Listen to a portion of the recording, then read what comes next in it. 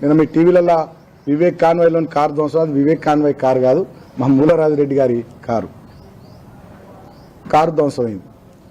కానీ తీరా చూస్తే కేసులు ఎవరి మీద అయినాయి? బాల్క సుమన్ మీద, బీఆర్ఎస్ పార్టీ కార్యకర్తల మీద, మా నాయకుల మీద. కొట్టింది పోలీసు వాళ్ళు మమ్మల్ని, మా మీద రాళ్ళేసింది కాంగ్రెస్ వాళ్ళు. అక్కడ మాకు వ్యతిరేకంగా మా వాళ్ళ మీద దాడులు చేసేటటువంటి ప్రయత్నం చేసింది కాంగ్రెస్ వాళ్ళు. వందలాది మంది వచ్చి వాళ్ళు చేస్తే కేసులు మాత్రం మా మీదనైనాయి. నేను ఒక మాట అడుగుతున్న పోలీసు వాళ్ళని, నిజంగా మీకు దమ్ముంటే, చిత్తశుద్ధి ఉంటే ఆ వీడియో ఫుటేజెస్ మీడియా వాళ్ళందరూ ఉండరు, నిన్న చూడాలి కదా. ఎవరో కానిస్టేబుల్ మీద నేను రాయి వేసినా నా మీద కేసు పెట్టారు. మరి కానిస్టేబుల్ మీద రాయి వేసినటువంటి ఆ ఫుటేజ్లో రాయేమో గటువైపు నుండి వస్తుంది, నేనేమి ఇక్కడ ఉన్నా.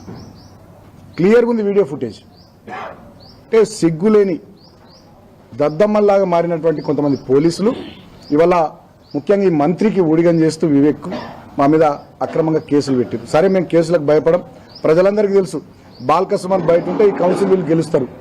బాల్క సుమన్ ఎట్లనే చేసి జైలుకు పంపించాలి, ఇళ్ళకెళ్ళి ఈ 14 మందిలకెళ్ళి కొంతమందిని గుంజుకునేటటువంటి ప్రయత్నం చేసి, ప్రలోభ పెట్టే ప్రయత్నం చేసి, లేకపోతే బెదిరించి ఎలాగైనా ఈ కౌన్సిల్ చేజిక్కించుకోవాలనేటటువంటి కుట్ర తప్ప ఇంకోటి కాదు.